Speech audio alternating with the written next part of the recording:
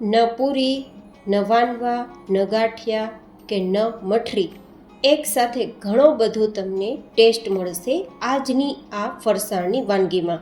એકદમ ટ્વિસ્ટ સાથે તૈયાર થશે અને તેમાં ઘઉંનો, વેંદાનો કે રવાના લોટનો ઉપયોગ નથી થવાનો.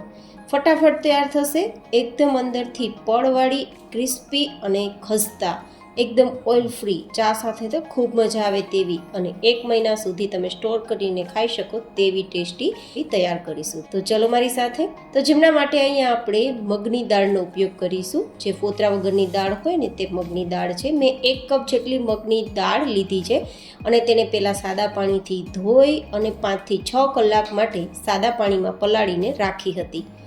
તો આ રીતે આપણી દાળ પલળી જવી જોઈએ, મતલબ દાળનો દાણો 2 થી 3 ટુકડામાં કટ થઈ જવો જોઈએ. આટલી નરમ આપણી દાળ પડી જાય પછી આપણે આગળની પ્રોસેસ કરવાની છે.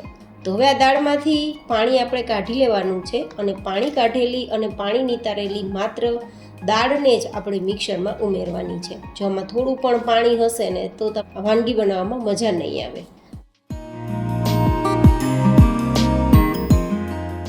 તો હવે આપણે લગભગ 2-3 ચમચી જેટલી દાળને સાઈડમાં રાખી દીધી છે અને બાકી બધી જ દાળને મિક્સરમાં લઈ લીધી છે.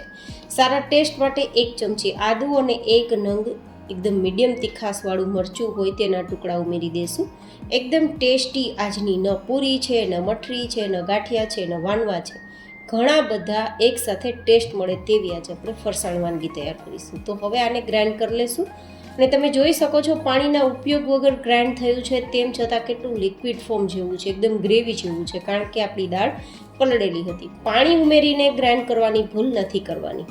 હવે તેને એક એક્સ્ટ્રા વાસણમાં લઈ લેશું અને પછી જે 2 ચમચી જેટલી મગની દાળ રાખી છે ને તેને પણ આમાં જ ઉમેરી દેવાની છે. આખી મગની દાળનો ટેસ્ટ પણ ખૂબ જ સરસ આવશે. અને હવે વાનવા જેવો અને ગાંઠિયા જેવો ટેસ્ટ આપવા માટે આપણે અહીંયા 3 કપ જેટલો ચણાનો લોટ લેવાનો છે, પણ અત્યારે હું 2 કપ ઉમેરું છું. 1 કપ હું છેલ્લે જરૂરિયાત મુજબ ઉમેરીશ. હવે 1 નાની ચમચી જેટલું નમક અને 2 થી 3 ચપટી જેટલી હિંગ ઉમેરી દઈશું. 1 ચમચી જેટલા અજમાને ક્રશ કરીને ઉમેરીશું, જે ફ્લેવર અને હેલ્થ બંનેનું કામ કરશે. કારણ કે દાળથી તૈયાર થતી આ વાનગી છે ને તે પેટમાં ના દુખે, ગેસ ના થાય તેના માટે અજમો ઉમેરવો જરૂરી છે. જો કે ના પસંદ હોય તો સ્કીપ કરી શકો છો. તે જ રીતે અડધી ચમચી જેટલું અધકચરા વાટેલા તીખાનો પાવડર, તે પણ આપણા પેટ માટે ખૂબ બેસ્ટ કામ કરે છે. જો કે તીખા ના ઉમેરવા હોય તો પણ ઓપ્શનલ છે. હવે 2 ચમચી જેટલું ગરમ તેલ ઉમેરીશું. અહીંયા તેલ એકદમ ઓછું જોશે, મોણ વધારે ઉમેરવાની જરૂર નથી. આ રીતે પહેલાં બધું મિક્સ કરી દઈશું અને પાણીના ઉપયોગ વગર આપણે લોટ તૈયાર કરવાનો છે. તો પહેલાં બધું મિક્સ કરીશું અને પછી આપણે જે 1 કપ જેટલો હજુ આપણે ચણાનો લોટ બાકી રાખ્યો છે ને તે આમાં જરૂર મુજબ થોડો થોડો ઉમેરીશું.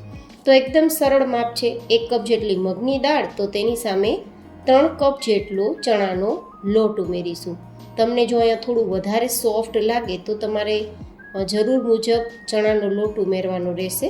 તમે અહીંયા ઘઉંનો લોટ કે રવો પણ ઉમેરી શકો છો, પણ હું આજે વાનવા, ગાંઠિયા, પૂરી, મઠરી બધા જનો એક જ સાથે ટેસ્ટ આપવા માટે માત્ર ચણાનો લોટ અને મગની દાળનો જ ઉપયોગ કરી રહી છું. હવે આ 3જો કપ પણ જરૂરિયાત મુજબ આપણે ઉમેરી દીધો છે અને થોડો કડક લોટ તૈયાર કરવાનો છે. રોટલીના લોટ કરતાં થોડો કડક લોટ જ આપણે બાંધીશું. તો આપણે વણિયા વગર આ વેરાયટી તૈયાર કરવાની છે તો એકદમ સરળતાથી તૈયાર થઈ શકે. આ રીતે લોટ તૈયાર થઈ ગયો છે. તો હવે 1 ચમચી જેટલું તેલ ઉમેરીને મસળી લેશું, જેથી થોડું સોફ્ટનેસ આપણા લોટમાં આવી જાય અને વેરાયટી તૈયાર કરવામાં પણ મજા આવે. એન્ડ હા ગાઈઝ, આ વેરાયટીનું નામ શું રાખી શકાય મને જરૂર બતાવજો, કારણ કે હું ખુદ કન્ફ્યુઝ છું કે આ વેરાયટીને આપણે મઠરીનું નામ આપી શકીએ, પૂરીનું નામ આપી શકીએ કે પછી ગાંઠિયા વાનવાનું કોમ્બિનેશન સાથેની કોઈ વેરાયટીનું નામ આપી શકીએ. તે મને જરૂર બતાવજો. અને તમે આ રેસીપી ક્યાંથી જોઈ રહ્યા છો અને તમારું નામ શું છે તે પણ મને જરૂર બતાવજો, જેથી હું તમને સ્પેશિયલ થેન્ક્સ કહી શકું. હવે આ રીતે લોટમાંથી થોડો એક લુઆ જેટલું આપણે લોટ લેવાનો છે અને પછી આ રીતે મસળી અને થોડું મઠરી જેવો શેપ આપવાનો છે. મતલબ દબાવશો ને તો નાની પૂરી પણ થઈ શકે અને મઠરી પણ થઈ શકે તેવું આપણે તૈયાર કરવાનું છે. આ વેરાયટી એકદમ ઇન્સ્ટન્ટ તૈયાર થાય છે, બિના ઝંઝટ તૈયાર થાય છે, વણવાની કોઈ માથાકૂટ નથી. તો આ રીતે તમે તૈયાર કરી શકો.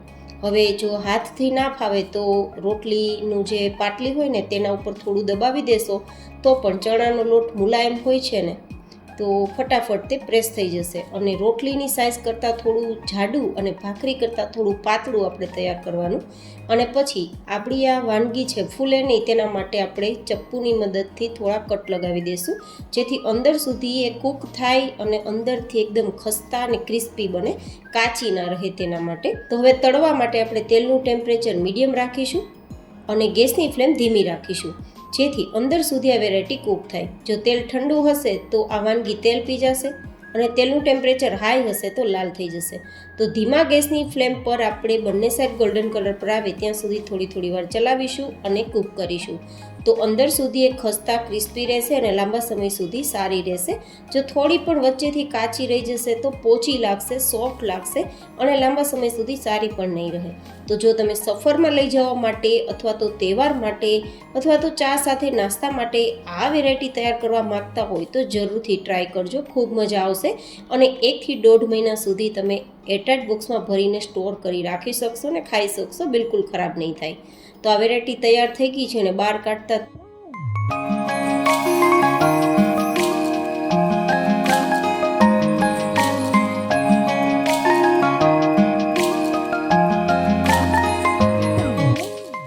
તમે જુઓ બિલકુલ તેલ નથી દેખાતું, ઓઇલ ફ્રી છે, એકદમ ખસ્તા અને ક્રિસ્પી તો છે જ, એ હું તમને આગળ બતાવીશ. તો તમને મારી આ રેસીપી કેવી લાગી જરૂર બતાવજો. અંદરથી લેયર્સ એન્ડ ખસ્તા છે, જુઓ તમે. ફરી મળીશું એક નવી જ એન્ડ હેલ્ધી રેસીપી સાથે. ત્યાં સુધી stay healthy and stay happy.